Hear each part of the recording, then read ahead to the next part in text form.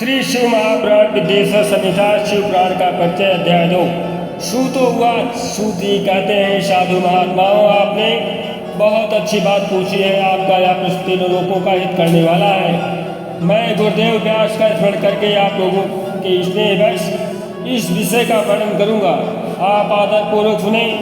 सबसे उत्तम जो शिव पुराण है वह वेदांत का सार सर्वस्व है तथा वक्ता और श्रोता का समस्त पाप राशियों से उद्धार करने वाला है। इतना ही नहीं, वह परलोक में परमार्थ वस्तु को देने वाला है। कल की कलमश राशि का विनाश करने वाला है। उसमें भगवान शिव के उत्तम यश का वर्णन है। ब्राह्मणों, धर्म, अर्थ, काम और मोक्ष, इन चारों पुरुषार्थों को देने वाला यह पुराण सदा ही अपने प्रभाव की दृष्टि से वृद्धि या विस्तार को प्राप्त हो रहा है। विप्रवरों, उस सर्वोत्तम शिव पुराण के अध्ययन मात्र से वह कलयुग के पापाशक्त जीव श्रेष्ठतम गति को प्राप्त हो जाएंगे। कलयुग के महान उत्पाद तभी तक जगत में निर्भय होकर विचरेंगे जब तक यहाँ शिव पुराण का उदय नहीं होगा। इसे वेद के तुल्य माना गया है। इस वेद कल्प पुराण का सबसे पहले भगवान शिव ने ही प्रणयन किया था। विद्येश्वर संहिता, रुद्र संहिता, विनायक संहिता, उमा संहिता, मातृ संहिता, एकादश रुद्र संहिता, कैलाश संहिता, शतरुद्र संहिता, कोटि रुद्र संहिता, सहस्र कोटि रुद्र संहिता, वायवीय संहिता तथा धर्म संहिता। इस प्रकार इस पुराण के 12 भेद या खंड हैं। ये 12 संहिताएँ अत्यंत पुण्यमयी मानी गई है। ब्राह्मणों, अब मैं उनके श्लोकों की संख्या बताता हूँ।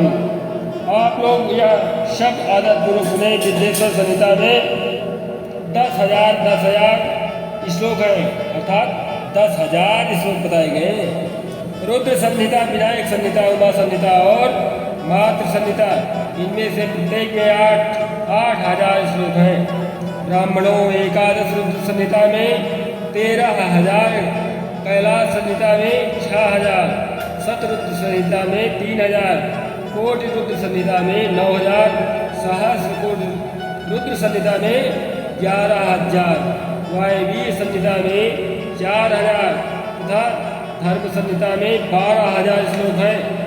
इस प्रकार मूल शिव पुराण की श्लोक संख्या 1,00,000 है, परंतु व्यास जी ने उसे 24,000 श्लोकों में संक्षिप्त कर दिया है। पुराणों की क्रम संख्या के विचार से इस शिव पुराण का स्थान चौथा है। इसमें 7 संहिताएँ हैं। पूर्व काल में भगवान शिव ने श्लोक संख्या की दृष्टि से 100 करोड़ श्लोकों का एक ही पुराण ग्रंथ प्रसिद्ध किया था। सृष्टि के आदि में निर्मित हुआ वह पुराण साहित्य अत्यंत विस्तृत था। फिर द्वापर आदि युगों में द्वैपायन, व्यास आदि महर्षियों ने जब पुराण का 18 भागों में विभाजन कर दिया, उस समय संपूर्ण पुराणों का संक्षिप्त स्वरूप केवल 4 लाख श्लोकों का रह गया। उस समय उन्होंने शिव पुराण का 24,000 श्लोकों में प्रतिपादन किया। यही इसके श्लोकों की संख्या है। यह वेद तुल्य पुराण 7 संहिताओं में बटा हुआ है। इसकी पहली संहिता का नाम विद्येश्वर संहिता है, दूसरी रुद्र संहिता समझनी चाहिए और तीसरी का नाम है शतरुद्र संहिता, चौथी कोटि रुद्र संहिता, 5वीं उमा संहिता, 6वीं कैलाश संहिता और 7वीं का नाम वायवीय संहिता है। इस प्रकार ये 7 संहिताएँ मानी गई हैं। इन 7 संहिताओं से युक्त दिव्य शिव पुराण वेद के तुल्य प्रामाणिक तथा सबसे उत्कृष्ट गति प्रदान करने वाला है। यह निर्मल शिव पुराण भगवान शिव के द्वारा ही प्रतिपादित है। इसे शैव शिरोमणि भगवान व्यास ने संक्षेप में संकलित किया है। यह समस्त जीव समुदाय के लिए उपकारक, त्रिविध तापों का नाश करने वाला, तुलना रहित सत्पुरुषों को कल्याण प्रदान करने वाला है। इसमें वेदांत विज्ञान में प्रधान तथा निष्कपट निष्काम धर्म का प्रतिपादन किया गया है।